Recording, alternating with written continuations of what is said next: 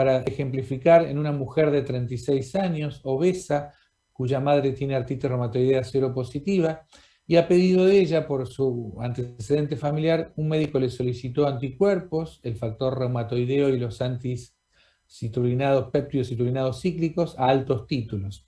Ella está asintomática, es fumadora y tiene un examen osteoarticular normal.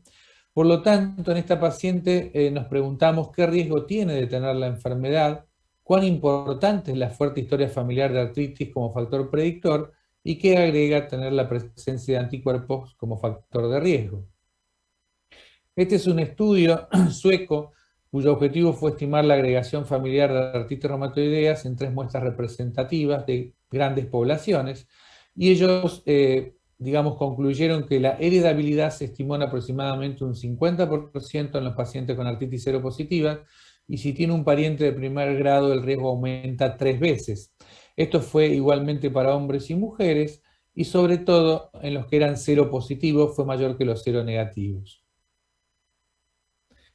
Por lo tanto, uno ya puede dividir una artritis reumatoidea seropositiva y seronegativa, y fíjense que en las seropositivas interactúan factores genéticos como el complejo mayor de histocompatibilidad de R y sobre todo lo que se llama el epitope compartido, que es una secuencia de aminoácidos que se comportan en distintos alelos del sistema HLA, y algunos polimorfismos como el PTPN22.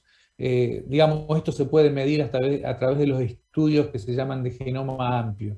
Y de esta forma uno puede diferenciar una artritis reumatoidea seropositiva y seronegativa. Este es un metaanálisis que incluyó más de 3.000 pacientes y fue presentado en un congreso, y el objetivo fue un poco determinar el riesgo de artritis reumatoideas en parientes de primer grado. Fíjense que los familiares de primer grado tuvieron un riesgo de 2 a 4 veces comparados con controles. Cuando estudiaron el estado serológico de los parientes de primer grado, fíjense que el factor reumatoideo IgM tuvo una fuerza de asociación, un radio de 3.19, y los anti-CCP, un OR de 2.42. Cuando quisieron determinar el riesgo de desarrollar la enfermedad en sujetos asintomáticos seropositivos, como es el caso de este paciente, fíjense que nuevamente el riesgo de desarrollar AR en sujetos seropositivos tuvo un OR de 7.89 para factor reumatoideo y de 21 veces, un OR de 21 para los anti-CCP. Finalmente, determinando el riesgo de artritis reumatoidea en pacientes seropositivos con artralgias, nuevamente el factor reumatoideo tuvo un OR de 3.53 y el anti-CCP de 12.67. Es decir, que este metaanálisis permite cuantificar ese riesgo incrementado en los familiares de primer grado y le podemos dar una respuesta a los pacientes.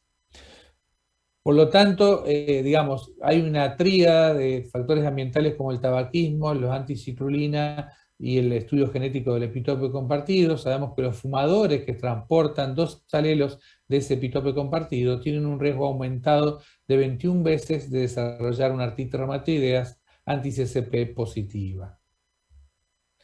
También existen otros factores ambientales como el alto peso al nacer, la luz ultravioleta, la obesidad, el bajo nivel socioeconómico y el polvo de sílice, y por estadística hay algunos factores que pueden llegar a ser protectores, como el mayor periodo de lactancia y una ingesta moderada de alcohol. Este es un estudio mexicano muy interesante que estudiaron 819 parientes sanos de 252 pacientes con artritis reumatoidea.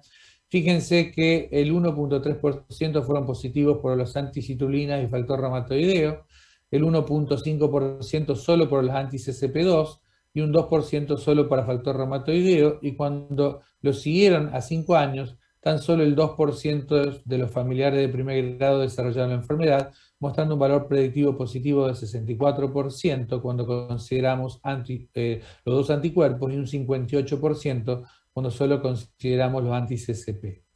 Es decir, que había un riesgo de 3 veces de desarrollar la enfermedad en estos parientes de primer grado. Existen, digamos, nuevos biomarcadores, otros anticuerpos como los anti-CARP, que son proteínas carbamiladas, que han sido descritos, y a diferencia de los anticitrullinados, acá el producto de la homocitrulina es la carbamilación. Estos son más prevalentes en pacientes con artralgias seropositivos y también se identifican en individuos con riesgo de desarrollar la enfermedad. Incluso estos anticuerpos que todavía están en investigación y no se aplican en la práctica diaria, fueron detectados 4 años antes del diagnóstico comparados con 10 años antes del anti-CCP, pero se necesitan por ahora estudios de distintas cohortes para poder entender el rol fisiopatogénico de estos anticuerpos. ¿Qué le respondemos a nuestros pacientes? Que el riesgo de tener la enfermedad por ser familiar de primer grado va de 2 a 4 veces mayor, que el tener anticuerpos positivos, altos títulos, eleva aún más ese riesgo y sobre todo los anti-CCP. Sin embargo, uno no debería solicitar anticuerpos en pacientes asintomáticos dada la baja prevalencia de esta enfermedad. Debe bajar de peso y dejar de fumar porque la obesidad y el tabaquismo son claros factores ambientales de riesgo para desarrollar la enfermedad y tener pautas de alarma ante la aparición de síntomas clínicos. Siguiendo con el caso clínico, y un año después, este paciente tiene artralgias difusas en los últimos 3 meses, con sensación subjetiva de inflamación en pequeñas articulaciones, tiene rigidez episódica, fatiga, trastornos del sueño, con poco alivio con analgésicos o antiinflamatorios no esteroideos. Seguimos con la fuerte historia familiar de artritis reumatoidea, sigue fumando y continúa en sobrepeso. Cuando uno lo revisa, no tiene sinovitis clínica al examen clínico, al examen físico, y tiene puntos de fibromialgia positiva, tiene anticuerpos altos títulos y reactantes de fase aguda como eritro y PCR normal, con radiografías de manos y pies normales. Por lo tanto, uno se pregunta si existe algún complejo sintomático característico para una artritis inminente y si los patrones de autoanticuerpos predicen el comienzo de la enfermedad. Este es un estudio interesante de 306 parientes de primer grado de pacientes nativos norteamericanos con alta prevalencia de la artritis. También incluyó 323 controles nativos norteamericanos y 293 controles blancos o caucásicos. Entonces se les hizo un cuestionario en el cual se evaluaba el dolor en articulaciones de manos o en otras localizaciones, o si tenía inflamación o rigidez articular, y como vemos en los gráficos, las barras negras, los familiares o parientes de primer grado, tuvieron en forma significativa mayores síntomas articulares comparados con los dos grupos controles, y también mostraron una prevalencia significativamente mayor de autoanticuerpos. Este es un estudio de menor número de pacientes, porque fue un estudio de tipo cualitativo, en sujetos con artralgia, pero que eran seropositivos o tenían artritis de reciente comienzo. Y fíjense que se los interrogó a partir de síntomas muy diversos, como dolor articular, distrés psicológico, calambre, sensaciones cutáneas anormales o rigidez, o pérdida del control motor, debilidad, fatiga y dificultades para conciliar el sueño. También hay otros síntomas como sensación quemante de la piel previo a comenzar la inflamación articular, y algunos síntomas de inflamación de tipo intermitente, pérdida de peso, etc. O sea, una alta amplitud de síntomas en fases tempranas de la enfermedad. Sin embargo, se necesitan mayores estudios ya que no hay un patrón sintomático con una utilidad predictiva muy característico. El grupo europeo definió lo que se llama artralgia clínicamente sospechosa e identificó 7 criterios o dominios en la cual, tomados a partir de casos reales de la historia clínica, fíjense, tener síntomas articulares de reciente comienzo, menos de un año, o tener síntomas localizados en las manos a nivel de metacarpos falángicas, o tener rigidez matinal mayor o igual a 60 minutos, o tener síntomas severos a la mañana al despertar, o tener un pariente de primer grado con artritis reumatoidea. El examen clínico, dificultad para hacer puño o una maniobra que se llama squeeze test, que es la compresión transversal a nivel de articulaciones metacarpofalángicas o también a nivel de metatarsofalángicas. Fíjense, cuando tienen más de 3 de estos parámetros tiene una alta sensibilidad y cuando tienen más de 4 tiene mayor especificidad. A partir de esto se crearon estudios con modelos predictivos combinando factores clínicos y de imágenes como la ultrasonografía. Fíjense este estudio del Reino Unido en la cual se evaluaron 4 variables, por ejemplo, dolor a la palpación en manos y pies, tener rigidez matinal mayor de 30 minutos, tener autoanticuerpos altos títulos y tener una señal Doppler de poder en la ultrasonografía positiva. Ellos estudiaron 100 pacientes y los siguieron por una media de 20 meses. Fíjense que la mitad desarrolló una artritis inflamatoria luego de una mediana de tiempo de 8 meses y la mayoría cumplía con criterios clasificatorios ACR EULAR 2010. Es decir, que es un score de riesgo propuesto utilizando todas estas variables en la práctica clínica. Uno lo podría utilizar para estratificar pacientes de riesgo e intervenir en forma temprana. También el mismo grupo inglés, sabiendo que el 1% de la población puede tener anticuerpos anti-CCP positivos, ellos a partir de pacientes que tenían artralgias y tenían anticuerpos positivos, se hizo un screening dosándole en más de 2.000 pacientes, y fíjense que los que tenían artralgias, de ese 1% de la población general, pasó a un 2,8% con anti-CCP positiva. Es decir, que una forma digamos, de escrinear pacientes buscándole los anticuerpos positivos, el 42% de estos pacientes anti-CCP positivos progresaron a artritis reumatoidea, la mayoría dentro de un año. Es decir, que testear anticuerpos puede ser útil con un riesgo relativo de desarrollar la enfermedad dentro del año, con un 66,8%. Y así hubo como el estudio de Van de Stad, que también tuvo como objetivo predecir el desarrollo de artritis en pacientes con artralgia seropositivos. Este es un target, un blanco terapéutico importante a nivel mundial, es decir, pacientes que tienen por ahí anticuerpos positivos y artralgia sin que uno constate en el examen físico sinovitis. Pero fíjense distintos criterios de evaluación, como por ejemplo, si los síntomas duran menos de 12 meses, si son intermitentes, si comprometen miembros superiores o inferiores, si tienen reactantes de fase aguda elevados, si tienen anticuerpos positivos.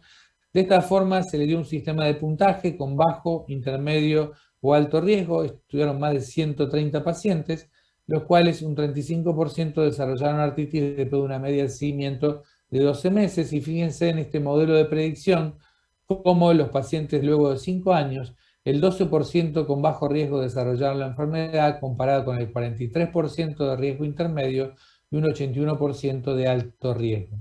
Esta predicción fue muy buena en los riesgos extremos, sin embargo, no fue así en los rangos intermedios.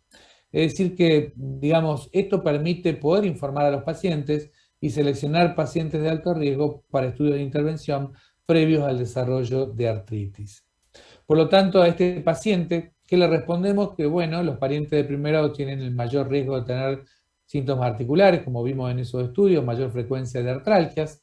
El tener anticuerpos positivos eleva aún más ese riesgo, sobre todo los que tienen anti-CCP. El abanico de síntomas es amplio y mientras más síntomas uno presente, mayor riesgo de evolucionar la enfermedad, sabiendo que no hay un modelo único establecido de un complejo sintomático validado para aplicar en la práctica clínica, pero uno puede a través de distintos parámetros estratificar ese riesgo y obviamente dejar de fumar y bajar de peso como factores ambientales. Y por último, este mismo caso clínico, uno le agrega si uno debería solicitarse ecografía o resonancia magnética para ayudar, ver si esas imágenes nos ayudan a tomar una decisión. Hay este estudio inglés también estudió 130 pacientes con anti-CCP positivo y síntomas musculoesqueléticos, es decir, artralgia sin sinovitis clínica, y los pacientes que tenían hallazgos de Doppler en el ultrasonido basal tenían más riesgo de progresar a una artritis inflamatoria, es decir, que el Power Doppler es un factor o un biomarcador basal que predice el desarrollo futuro de la enfermedad. Existen distintos algoritmos, fíjense, esto fue publicado hace algunos años en los pacientes que tienen síntomas inflamatorios. Si uno le detecta sinovitis y cumple criterios clasificatorios de la enfermedad, puede actuar en consecuencia y diagnosticar la enfermedad, pero si no cumple criterios, uno le debe hacer un ultrasonido, y si uno detecta sinovitis, va a fijarse en los factores pronósticos, pero si no detecta sinovitis por ultrasonido, al ser un método tan sensible, uno puede reconsiderar otro diagnóstico. Posiblemente los pacientes que cumplen criterios ACR regular para el diagnóstico en estadio más temprano, necesiten ser evaluados en un futuro por ultrasonido, por lo que dije que este método es mucho más sensible. Lo mismo sucedió con la resonancia. La resonancia agrega a la ecografía la presencia de osteitis o edema óseo, que es un predictor de erosiones, pero hoy se sabe que esos pacientes que tienen artralgia clínicamente sospechosa y tienen basalmente hallazgo de sinovitis, tenosinovitis o edema óseo por resonancia, también predicen en pequeñas articulaciones el futuro desarrollo de artritis. Por lo tanto, estos pacientes debemos hacerle una ultrasonografía y eso lo tenemos que indicar cuando uno tiene artralgias para ver si predicen el desarrollo de la enfermedad. Quizás no usar la resonancia magnética, que es más costosa, y la ultrasonografía es algo que uno puede usar en la práctica y es de bajo costo.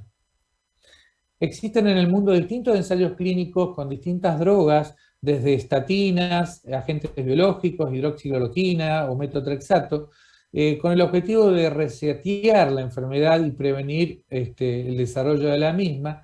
Sin embargo, todavía en la actualidad no estamos autorizados a utilizar todos estos tratamientos en fases preclínicas de la enfermedad. Como mensajes para llevarse a casa de esto que estuve hablando, uno puede decir que los grupos de mayor riesgo para desarrollar la enfermedad son los parientes de primer grado y los pacientes que tienen estas artralgias y son seropositivos, que para ambos grupos uno necesita reglas de predicción validadas y complejos sintomáticos predictivos para identificar personas de riesgo. Cuando se incrementan los títulos de autoanticuerpos, particularmente los anticitulinas, son fuertes predictores para el desarrollo de la enfermedad y sin duda las imágenes como la ultrasonografía nos van a ayudar a identificar estos individuos de riesgo. Por lo tanto, lo que estamos creando son nuevas ventanas de oportunidad. ¿Y qué sabemos de la enfermedad? Hay algunos estudios epidemiológicos en Argentina. Sabemos que la artritis reumatoidea se afecta entre el 0,2 y el 1%, sin embargo, hay dos estudios, uno en una región de Tucumán, que es una provincia en Argentina, donde dio el 0,2% casi de prevalencia, y otro estudio en la provincia de Buenos Aires, que dio el 0,94%, es más frecuente en mujeres, una relación 3-4-1, y el pico de mayor incidencia es de 50 a 70 años, por lo tanto, en Argentina habría entre 80.000 y 400.000 personas que padecen la enfermedad. Nosotros hicimos hace algunos años un estudio de incidencia y prevalencia, vimos una incidencia de 18,5 cada 100.000 pacientes años, y una prevalencia que fue ajustada en más o menos 0,3%, acorde al último censo de nuestro país. Sabemos que la artritis reumatoidea es una afección en general poliarticular, pero no olvidemos que también tiene un compromiso sistémico y afecta a distintos órganos y sistemas. Es muy raro la presentación con manifestaciones extraarticulares, o sea que el principal motivo de consulta es el articular, de pequeñas y grandes articulaciones, en general de carácter simétrico y progresivo, pero no debemos olvidar que puede presentarse de otra forma y cuando estamos ante una artritis asimétrica, migratriz, monooligoarticular, nos puede dificultar el diagnóstico. Hay patrones de comienzo, como salen en los libros, en la literatura, el clásico comienzo insidioso, pero también hay inicios agudos, como el articular, paucio poliarticular, y la variedad sistémica como el STIL. Y también ha habido en los últimos años el inicio palindrómico o reumatismo intermitente, y a raíz de eso, este es un estudio del grupo de Barcelona, en la cual ellos vieron que un 18% de los pacientes se inician como reumatismo palindrómico y en un rango amplio de un 10 a un 67% pueden evolucionar a artritis reumatoidea, sobre todo en los primeros años, y como factores predictores para evolucionar a artritis reumatoidea se da más en mujeres, con afectación de manos, con el sistema HLA-DR, con la presencia de autoanticuerpos como el factor reumatoideo y anti-CCP. No olvidarnos en el diagnóstico diferencial, las poliartritis virales. Nosotros, ante todo paciente que debuta con una poliartritis, testeamos lo que es parvovirus B19, mononucleosis, o citomegalovirus, también las hepatitis B y C, y las demás enfermedades sistémicas con sus características peculiares de cada una de ellas. No olvidándonos que la osteoartritis puede tener un componente inflamatorio, y también las espondiloartritis, las artritis cristálicas y sobre todo en los mayores de 60 años la polimialgia reumática. Sabemos que sin un tratamiento adecuado la enfermedad rara vez remite, que prácticamente todos los pacientes sufren dolor en forma diaria y tienen incapacidad funcional, y la mortalidad es el doble de la población general. ¿Cómo reconocemos y diagnosticamos la enfermedad? Bueno, siempre utilizamos los viejos criterios clasificatorios, que no son criterios de diagnóstico del ACR 1987, que a pesar de tener una excelente sensibilidad y especificidad, llegamos tarde si uno quiere aplicar estos criterios, dado que no siempre vemos erosiones radiográficas o la osteopenia yuxtaarticular o la presencia de nódulos, por ejemplo. Lo más nuevo, los últimos criterios de clasificación del Colegio Americano y Europeo del año 2010, en la cual por un sistema de puntajes divide distintos dominios en si hay compromiso articular de pequeñas o grandes articulaciones, le da valor en puntaje a mayor título de anticuerpos, la duración menor o mayor de 6 semanas y la presencia de reactante de fase aguda. Teniendo más de 6 puntos, uno podría hacer el diagnóstico de la enfermedad.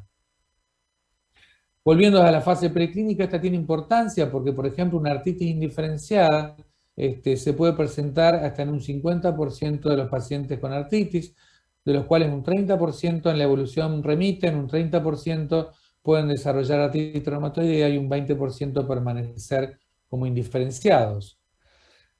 Clásicamente en los viejos estudios de la literatura se hablaba de artritis reumatoidea tardía mayores de 2 años y temprana menor de 2 años, luego se habló de menos de 1 año y hoy se habla de artritis muy temprana cuando tiene apenas 3 meses de evolución. Esta es la importancia de lo que llamamos ventana de oportunidad, que es ese tiempo tan preciado que tenemos de abordar un tratamiento y un diagnóstico precoz. Fíjense, en la línea verde es el curso ideal y a medida que nos alejamos de esas líneas, nos acercamos al curso natural de la enfermedad. Por eso, una demora de tan solo 3 meses en iniciar un tratamiento reduce la oportunidad de nuestro objetivo terapéutico, que es la remisión de la enfermedad.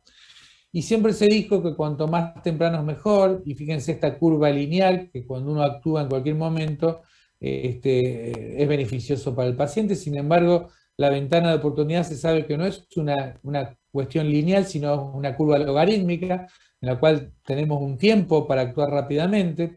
Y a raíz de eso existe un único estudio que evaluó 2 cohortes de artritis, clínicas de artritis temprana. Una está en Leiden, en Holanda, con más de 700 pacientes, y la SPOAR o la francesa de más de 500 pacientes.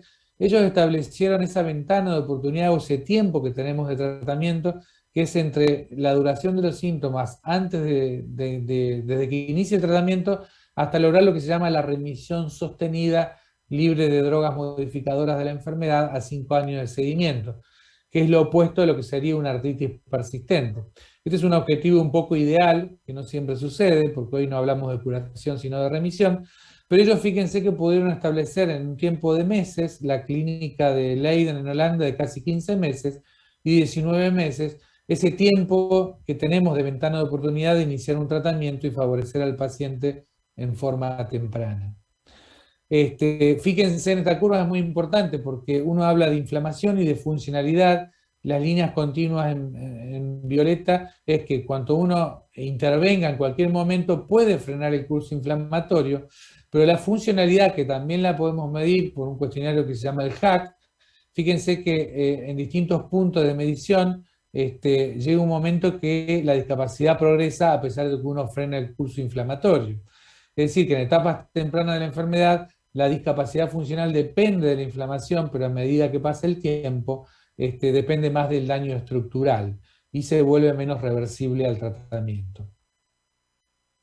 Entonces, hay nuevas definiciones o uno trata de, por ejemplo, llegar a una ventana de oportunidad en fases preclínicas, por ejemplo, esa fase de artralgia que yo les mencionaba, o en la etapa de artritis indiferenciada. Y la vieja definición, que a pesar de ello uno llega tarde, es cuando ya está una artritis establecida o la artritis ha progresado. Un problema importante es la demora en la derivación al reumatólogo, quien es el especialista que debe ver esta enfermedad, pero fíjense que en este estudio inglés, a lo largo de los distintos años en la evolución, los tiempos se han acortado en esa derivación.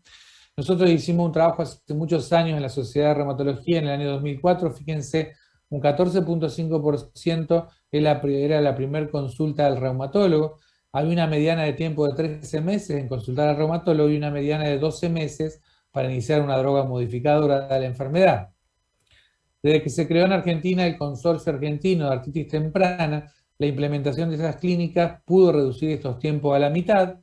Nosotros hace relativamente 2 años, poquitos años, publicamos un trabajo de la demora diagnóstica, o lo que se llama el journey o el viaje del paciente hasta ver un reumatólogo y hacer un diagnóstico temprano. Fíjense que el promedio de demora en ver un reumatólogo fue de 9 meses, 14 meses en hacer el diagnóstico y casi 17 meses en empezar una terapia modificadora.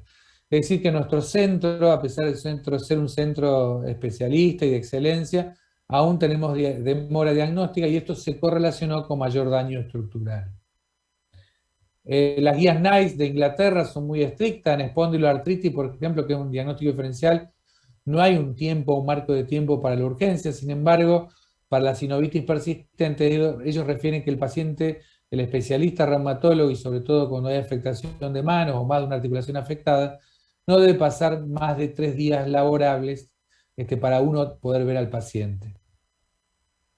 Y muchas de las barreras es el GP o el médico de atención o el médico de cabecera que no está entrenado y no tiene experiencia en evaluar artritis, o tiene desconocimiento, o tiene una carga de trabajo excesiva que no puede derivarlo oportunamente, y esas son algunas de las barreras de la derivación temprana. Por lo tanto, muchas veces el reumatólogo ve ya una artritis establecida y no una artritis temprana. Los pacientes que tienen síntomas articulares agudos, unilaterales o asimétricos, son los que van a consultar más tempranamente a un consultorio o a una guardia, y eso retrasa el diagnóstico. Por eso la importancia de las cohortes o clínicas de artritis temprana. Esto, publicado por Paul Emery, él dice que si uno tiene 3 o más articulaciones inflamadas o compromete pequeñas articulaciones de manos y pies a través del test que yo le decía, el squeeze test de compresión a nivel de estas articulaciones, y tener una rigidez matinal mayor de 30 minutos, esos pacientes deberían ser derivados al reumatólogo ante la mínima sospecha de una artritis reumatoidea. Este es un estudio interesante que acaba de salir publicado del grupo de Leiden, que es una de las pioneros de la clínica de artritis temprana, y trató de evaluar la rigidez matinal medida a través de la intensidad y en el tiempo, y ellos pudieron comprobar que esto se relacionó en forma sistémica con un aumento de la proteína C reactiva y también con mayor presencia de sinovitis o tenosinovitis subclínica medida, buscada a través de resonancia magnética. Y sí hubo correlación con los tiempos en rigidez matinal mayor de 30 o 60 minutos, correlacionado con esa inflamación subclínica, no así con más de 120 minutos, pero ellos pudieron comprobar que la rigidez matinal representa digamos, un signo de inflamación o de actividad de la enfermedad, y que uno siempre debe buscarla. Acá son los factores de mal pronóstico que están descritos en nuestras guías de la Sociedad Argentina de Reumatología, como tener factor reumatoideo positivo, ser del sexo femenino, la genética, tener una actividad inflamatoria elevada, con mayor número de compromiso articular inflamatorio, más de 3 meses de evolución, tener mayor discapacidad, mayor número de erosiones óseas, tener manifestaciones extraarticulares, un bajo nivel socioeconómico y la presencia de autoanticuerpos. Este es un trabajo que salió publicado este año, es interesante. Ellos estudiaron más de 9.000 pacientes con artritis seronegativas y en la evolución vieron que más de un 40% tenían diagnóstico de artritis psoriásica o espondiloartritis. Por lo tanto, estos pacientes hay que seguirlos muy de cerca porque muchos de ellos, a pesar de que existe la artritis reumatoidea seronegativa, muchos de ellos pueden evolucionar hacia estas patologías. Y como dije, los pioneros son la gente de Leiden, que ya en el año 2007 desarrollaron modelos de predicción en artritis indiferenciadas que iban a progresar a artritis reumatoidea. Ellos utilizaban variables fácilmente aplicables en la clínica diaria, como el género, el tipo de afectación articular, la rigidez matinal, el número de articulaciones dolorosas inflamadas, los reactantes de fase aguda y los anticuerpos. Ellos establecieron lo que se llamó el score de Van der Herm-Van Mill, que tenía un rango de 0 a 14, y si un score era mayor de 8, en un 84% progresaba artritis reumatoidea. Si el score era menor de 6, un 91% no progresaba artritis reumatoidea, y si estaba entre 6 y 8 era un score indeterminado en un 25%. Nosotros publicamos un trabajo y aplicamos este criterio de Van der Herm-Van Mill, y fíjense que pacientes con artritis indiferenciada seguidas hace un año, casi un 41% evolucionaban a artritis reumatoidea, casi un 29% tuvieron otros diagnósticos de artritis y un 31% permanecieron como indiferenciadas. Y fíjense que tener un score de Van der Herm-Van Mill mayor de 8 tuvo un radio de casi 18 veces para establecer el diagnóstico, y acá vemos las áreas bajo la curva, de no solo el score de Van der Herm-Van Mill, sino también de los criterios ACR regular, y también del propio anticuerpo solo, anti-CCP, con una área bajo la curva de casi el 90%. Estos son los predictores diagnósticos, hablamos de clínicos, de laboratorios, genéticos e imagenológicos. Los clínicos un poco ya los mencionamos, la duración de los síntomas, la rigidez matinal, el squeeze test o tener artritis en más de 3 áreas articulares, la presencia de anticuerpos como factor reumatoideo y anti-CCP, y los reactantes de fase aguda, que nosotros inicialmente pedíamos la eritrosedimentación, hoy pedimos los dos, ya que la proteína C reactiva es mucho más específica y no se ve influenciada por distintas variables.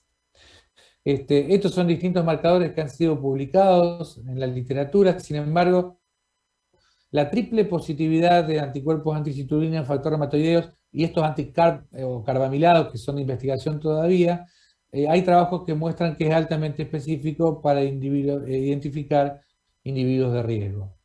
No olvidarnos que la artritis es un diagnóstico clínico, que los test de laboratorio son complementarios y que cuando un paciente debuta con una artritis temprana, los reactantes de fase aguda pueden ser negativos hasta en un 40% de los pacientes, y lo mismo los anticuerpos entre un 30 y un 50%.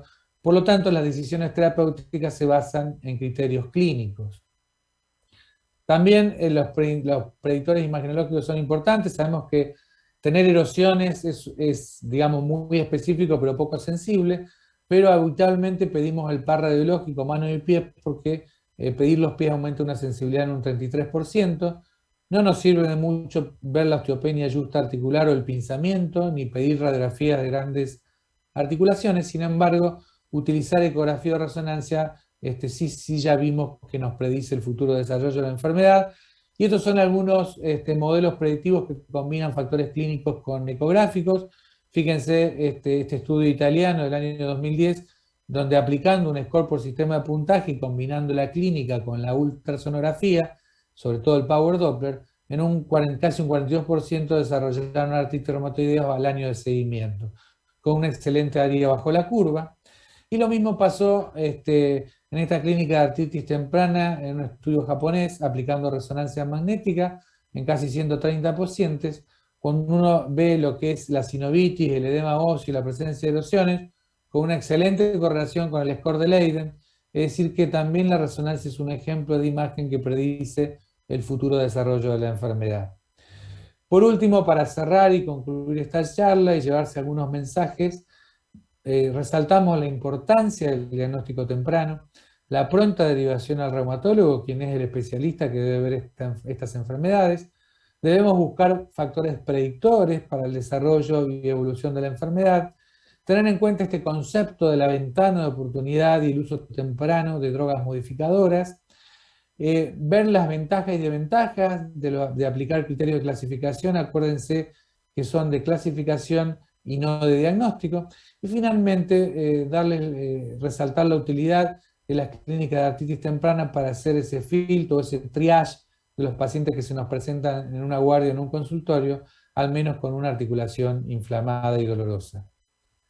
Muchas gracias por la atención. Este es mi grupo de trabajo del Hospital Italiano, así que estoy dispuesto a responder preguntas y a todas las inquietudes. Nuevamente agradezco a Celer y al doctor Carlos Ríos por la invitación. Muchas gracias. Hola.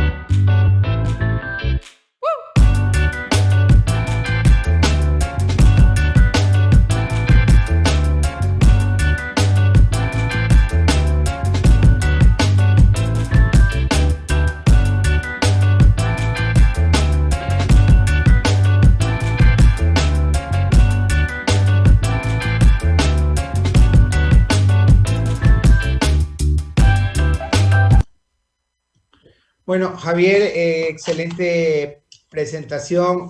Los datos de artritis temprana son muy llamativos. Tenemos muchos médicos de atención primaria o médicos recién graduados. ¿Cuáles serían los tips que tú les dejarías de recordatorio de cuál es el momento adecuado de derivar a un paciente con dolor articular al reumatólogo?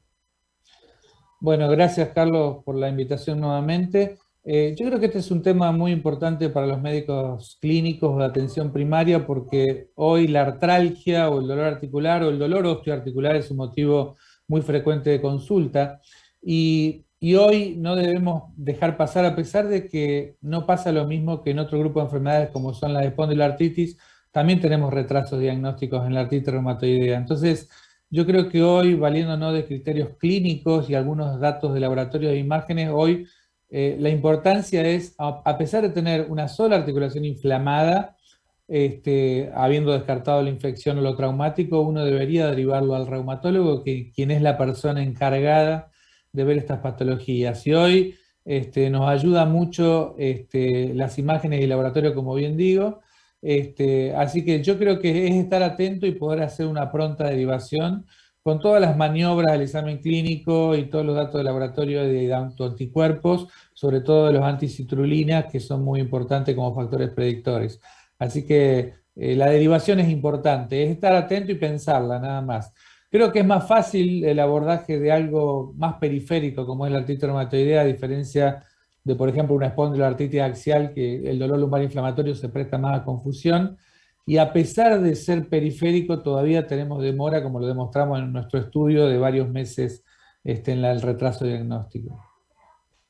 Sí, oye Javier, acá nos preguntan, ¿es frecuente la aparición de artritis reumatoidea después del embarazo? Mirá, cuando yo hice la residencia, y yo recuerdo que todos los pacientes nos decían a nosotros, yo quiero estar embarazada siempre porque yo entraba en remisión y no necesitaba ninguna droga para el tratamiento durante el embarazo. Esto ha cambiado un poco, ha habido muchos reportes de brotes durante el mismo embarazo, pero es cierto que en el puerperio inmediato es el mayor compromiso de donde los pacientes hay que estar atentos porque hacen flare y se brotan, ¿no? El puerperio es una etapa muy peligrosa y más cuando uno ha suspendido todas las drogas, porque por el embarazo uno por precaución la suspende, ¿no? Sí. Javier, te escuchaba en la presentación que ustedes tenían un retraso diagnóstico de 14 meses. Sí, Es correcto. Nosotros sí, hicimos una publicación con algunos compañeros reumatólogos del país donde teníamos un retraso de la media 36 meses con pacientes sí. entre 10 y 100 meses. O sea que pueden haber pacientes que llegan al reumatólogo inclusive 10 años después de haber comenzado con los primeros síntomas. Así que es un verdadero problema para nosotros. Y Este, ahí hay errores tanto del paciente como del médico, porque muchas veces el paciente puede tener un compromiso leve y minimiza el síntoma y lo trata con AINES o lo aborta con AINES o por ahí alguien le da corticoides.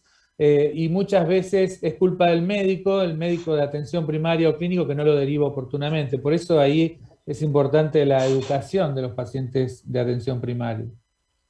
Oye, Javier, te voy a hacer una pregunta que va más de la parte subjetiva, y no sé si suceda lo mismo allá en Argentina. ¿Por qué el médico de atención primaria cuando tiene un paciente con dolor articular o inflamación inicialmente lo deriva al reumatólogo? Yo creo que por ahí parte, gran parte de los problemas que tenemos, porque ahí comienza el periplo del paciente para comenzar una deambulación de años hasta que tenga un diagnóstico. Definitivamente me parece que es un error de formación de todos nosotros. Mira, lo que yo te puedo decir que queda claro es que el reumatólogo es el especialista que debe ver estas enfermedades. Eso está impuesto en guías internacionales, nacionales, pero es cierto que depende del medio donde vos te muevas, porque si vos tenés un sostén bueno de clínicos, como pasa en mi hospital, que están muy avesados y ellos están muy interiorizados y te derivan oportunamente el paciente, ahí se te facilitan las cosas. Ahora, si estás en un medio en que nunca te lo van a derivar, vemos las consecuencias a largo plazo de ese daño estructural, esa limitación funcional y esa discapacidad que se genera, ¿no? Javier, una pregunta, ¿qué pasa con aquellos pacientes que tienen un cuadro no muy claro de dolor musculoesquelético, fibromialgia, y que estás con mucho dolor articular y que siempre tienes tú la duda ahí en la cabeza si esto ya es una artritis reumatoidea? ¿Cómo tú evalúas a esos pacientes? Bueno, ahí hay un factor de confusión muy importante, como vos decís, la fibromialgia o el dolor neuropático asociado. Vos fíjate que aún teniendo el diagnóstico de una artritis reumatoidea definitiva, muchos pacientes no entran en remisión por este motivo, porque tienen un dolor que no es puramente inflamatorio y sí es un dolor neuropático. Y aún más complicado, más complejo, es que no solo puede ser por fibromialgia, existen pacientes que vos los trataste por artritis reumatoidea, entran en remisión, pero siguen por lo que se llaman los PRO, los Patient Report Outcome. El paciente siempre te va a expresar que tiene dolor, y ese dolor neuropático puede no ser necesariamente por fibromialgia. Hay una vía nociceptiva del dolor en la cual puede tenerlo, y son el motivo más importante por el cual el paciente no entra en remisión. Pero aún habiendo dicho esto, cuando el diagnóstico está establecido, antes del diagnóstico también te puede prestar a confusión. Por eso yo, que estoy un poco sesgado porque hago ecografía, creo que las imágenes nos han servido mucho para ver un poco el compromiso inflamatorio. Uno sabe que la ecografía es un método mucho más sensible que el examen clínico para pesquisar inflamación y daño erosivo. Entonces, creo que la ecografía nos ha servido muchísimo en el diagnóstico en este tipo de pacientes. Sabes que eso que acabas de nombrar es importante. Hay un estudio de ahí danés que yo tengo en alguna de mis diapos que reporta hasta un 40% de dolor neuropático en las artritis reumatoideas y un porcentaje parecido. Y algo importante es que nosotros los reumatólogos no siempre valoramos dolor neuropático en los pacientes que no mejora con AINES, que no mejora con terapia biológica y que mejora con otro tipo de fármacos. Y ahí el problema es el sobretratamiento, porque vos podés exagerar el tratamiento con drogas modificadoras, inmunomoduladores y generás toxicidad en el paciente. Por eso es importante eso. Ujú. Javier, una pregunta. ¿Todos los familiares de un paciente con artritis reumatoidea de primer grado tienen que ser evaluados? ¿Tú qué opinas? Porque vi toda la No, información que presentaste, muy interesante. mirá, yo presenté una situación clínica que es frecuente, el paciente asintomático cuya madre tiene la artritis. Sabemos que tiene 3 o 4 veces más chance, esa heredabilidad en un 50% es frecuente y está tomado incluso en los criterios europeos, cuando, además de los criterios clínicos, de tener un familiar de primer grado. Sabemos que eso tiene más riesgo, pero no por eso le vamos a pedir todo ni le vamos a pedir anticuerpos, no estaría indicado, más si está asintomático. Pero si ese paciente es fumador, es obeso o tiene condiciones de riesgo, hay que mirarlo muy de cerca porque nosotros hemos tenido en nuestra experiencia muchos pacientes con anticuerpos positivos y sobre todo a mayores títulos. Vos fíjate que los criterios de clasificación de la artritis reumatoidea le da importancia muchísimo a los títulos de anticuerpos. Entonces, si vos de repente, por algún motivo X que algún médico le pidió autoanticuerpos anticitulina, están muy altos, ese paciente miralo de cerca porque tiene un alto factor predictivo y ese paciente va a terminar haciendo una artritis reumatoidea sin sumar las otras cosas clínicas, ¿no? Ya per se, tener un título muy alto, ese paciente tiene muy alta chance de evolucionar. Pero no lo pedimos habitualmente, ¿no? Si está sintomático. Hola, Bueno, Hola Mario. ¿cómo estás, Javier? ¿Puedo hacer una Bien. pregunta, Carlos? sí, Sí. cómo no. ¿Qué pasa con aquel paciente que te consulta por dolores articulares? Tiene factor reumatoide o PCC positivo. Clínicamente no tiene sinovitis, al menos pero que por ecografía tiene algo de sinovitis y Doppler. ¿Cuál debe ser la actitud o cuál terapéutica en ese paciente? Mira, lamentablemente todavía hoy no podemos tratarlo porque pesquisar sinovitis subclínica es un hallazgo frecuente que a veces lo encontrás entre un 50% de los pacientes, pero hoy no estás autorizado a nivel mundial y si vos lo escuchás a Smolen, que es el pope máximo de los criterios clínicos, él tampoco cree en eso. Sin embargo, en la experiencia nuestra, esos pacientes terminan haciendo artritis reumatoidea y lo vas a terminar tratando. Distinto es en etapas preclínicas cuando vos tenés una artritis indiferenciada, porque una artritis indiferenciada vos clínicamente estás pesquisando, aunque sea 2 articulaciones inflamadas. Y ese paciente podés tratarlo con metotrexato, que es la droga de indicación primaria, a pesar de que no cumpla los criterios de clasificación de la enfermedad. Pero ya tenés un aval que vos lo estás viendo con inflamación. En realidad lo que más nos ha servido en actitud terapéutica en el paciente que detecta sinovitis subclínica es el paciente que ya tiene el diagnóstico de la enfermedad, vos lo trataste y clínicamente está en remisión por DAS28 o cualquier score, y le haces una ecografía y si pesquisás una sinovitis subclínica, quizás a ese paciente no le haces el tapering o la optimización del tratamiento. Te sirve como que lo mirás más de cerca y vos decís, bueno, está inflamado por ecografía, entonces no le voy a optimizar, no le voy a espaciar o bajar la dosis del biológico, por darte un ejemplo. ¿Y Pero con qué frecuencia le hago una ecografía para seguirlo a ese paciente? Al que tú acabas mira, de mencionar. eso no está estipulado a nivel mundial, pero nosotros estamos sesgados porque en nuestra sección nosotros usamos mucho la ecografía y Yo sé. yo te diría que en un periodo, por lo menos cada 6 meses, nosotros le hacemos un control ecográfico. Hay un algoritmo que publicó María Antonieta Agostino, en la cual cuando el paciente ya tiene el diagnóstico, lo podés hacer cada 6 meses. Y te da el aval, porque si vos no tenés sinovitis en la ecografía, te quedás tranquilo y podés optimizar un tratamiento. Ahora, si te encontrás con sinovitis, lo vas a mirar de cerca y vas a decidir. Por ahí no le vas a optimizar y seguís con la medicación. En algún momento se publicó hace un par de años o 3 en un estudio de rituximab en ese paciente subclínico todavía, con Todos factor los... reumatoide positivo, Sí. y ellos encontraron que por ahí había menos gente que evolucionaba clínicamente a una artritis reumatoide definida. ¿Qué Bueno, opinión te merece? no, todavía está medio como que eso no se aplica porque Claro. hay estudios con rituximab, abatacept, corticoides, metotrexato en fases preclínicas. La idea es tratarlo a esos pacientes, el target principal son los pacientes con artralgias con anticuerpos positivos. Eso lo vieron mucho los ingleses, Paul Emery, por ejemplo. Sin embargo, yo creo que esos pacientes que él elegía ya eran unas artritis reumatoideas inminentes, porque ya tener anticuerpos positivos de artralgias la encontraban por ecografía y los trataban. Sin embargo, ese reseteo inmunológico de tratarlo en fase preclínica para prevenir que aparezca la enfermedad, para postergar el desarrollo de la enfermedad, todavía no ha sido útil y de hecho no lo estás utilizando en tu práctica, porque Yeah. aún corticoides de depósito, abatacept o rituximab, no han servido como para frenarlo. Sin embargo, hay un poquito más de evidencia con abatacept, hay 2 estudios que lo avalan, ¿no? Yo creo que es muy individual la conducta, pero eso el especialista lo discute en su servicio y define en forma personalizada. A Es veces que lo la tenés que esperar verdad, un año, a veces lo tenés que esperar un año porque tienen anticuerpo positivo y de pronto hacen lo que se llama el second hit, esto del el boom de Ah, anticuerpos y desarrollan la enfermedad.